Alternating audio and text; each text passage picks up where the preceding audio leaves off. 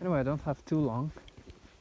Maybe I can make it to the church over there and go back. Looks nice. Alright. Made it to the church almost. It's right here. And then we'll make my way back to Kostanets. Take a train in either, I guess in 2 hours. Last train. An old abandoned house. There's not much life here in Dolna Vasilica. Oh wow. Yeah, this is a very old one. I want to show you this. It's a remarkable house. It's probably still in use as a shed, I believe, because the grass is somewhat walked upon. And wow, see an old well. Cannot even see the bottom of the pit. It's a quite old house. It's locked, and the shed is over there. It's quite interesting, this.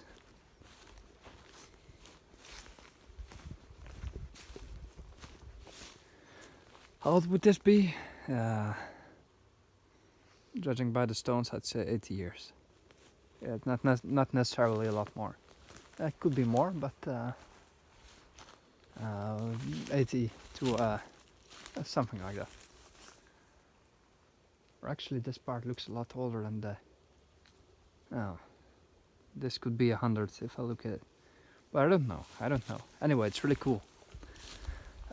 Too bad it's abandoned, but you know, that's how it goes. It is a beautiful church here on a very, very nice location. If I look at this view, this is one of the nicer ones I've seen in terms of where it's situated. I am afraid it's closed. Uspenie Bodorično, like a lot of other churches are called. Yeah, this is unfortunate. Oh well, too bad. Anyway, it's beautiful. See? For a barbecue. Not tonight. Maybe some other time with friends.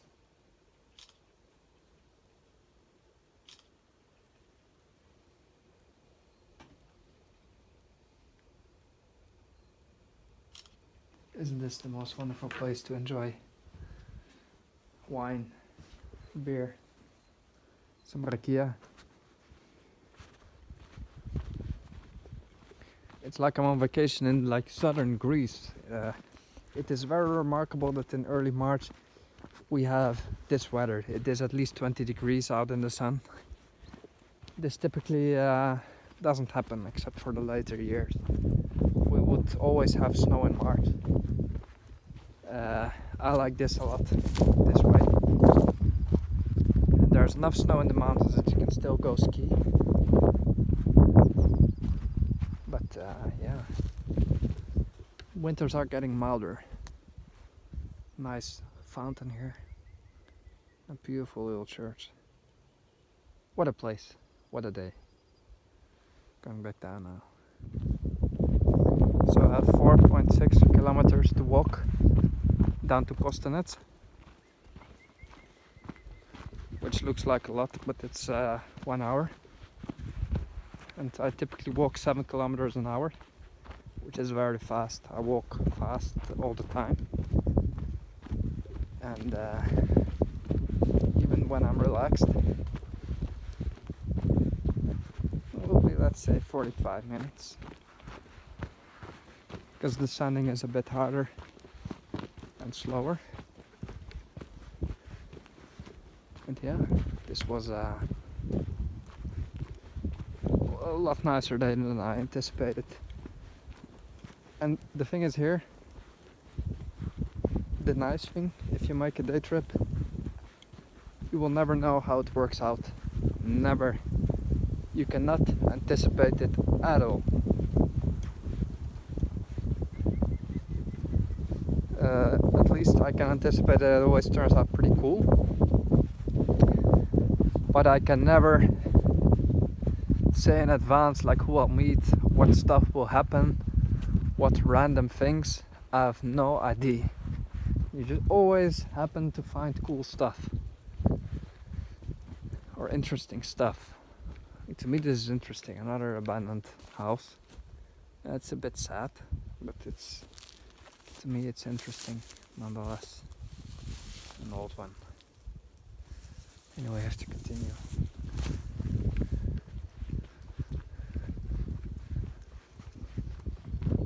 A lot of nice little settlements here. It feels like I'm in the Wild West with a sort of ranch type feeling. Just the Sredna Gora, it's still where I am now. I'm starting to get a better feel for it right now because wow, this is all abandoned. Absolutely incredible.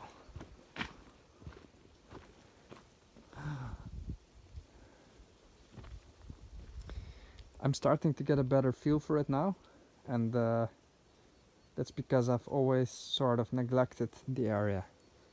I've never invested true time in it because I always picked the other railway line, the Central Station line, and then I always went north into the Isker Canyon. And now that I have moved to let's say the other station, I'm near Podujene, I can actually explore the east more because I'm on the railway line.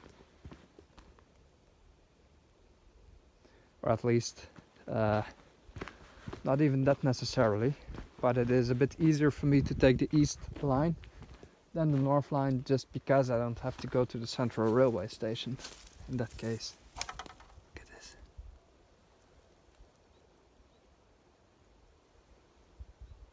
It's sad, it's abandoned. Making some pics.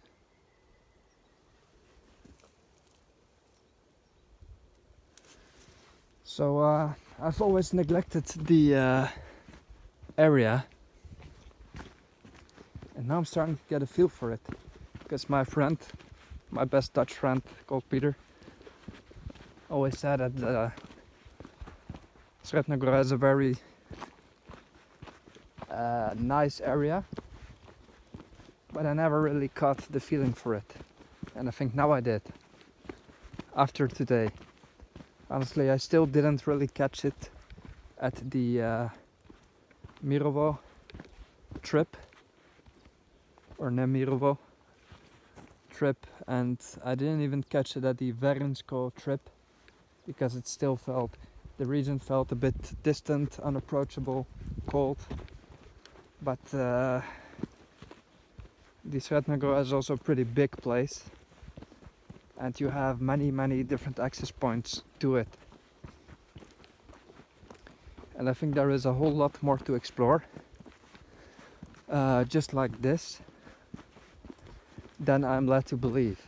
And definitely a big part of that is that I still have the sun right now, whereas I was exploring north slopes instead of south slopes in the late afternoon, and that gives you a whole different vibe and atmosphere.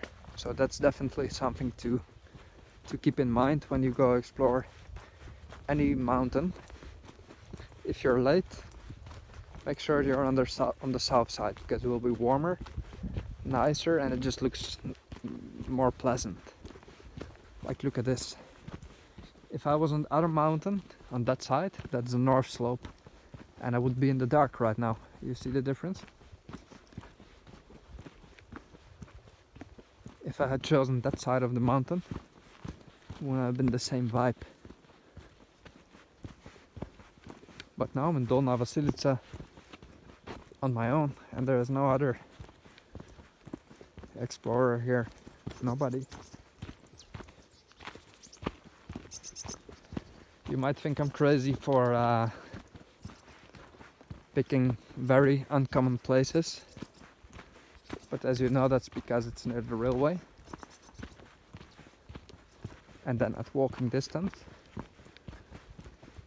And second of all, it's actually pretty cool to go to unknown places first, because they're also unknown to all the Bulgarians. So if you go somewhere, you're actually a real explorer. Like today is a national holiday, but there's no Bulgarians here out for a hike. I'm certain there is. They're in the shade right now on the other side of the mountain, but they haven't had Dolna Vasilica in mind. They probably never will, except after watching my video. That's not to sound arrogant that I know places better, but for some reason I always end up in the unknown place, in the unknown countries, let's say. It's just a sort of natural instinct that I have to choose when others go right, I go left.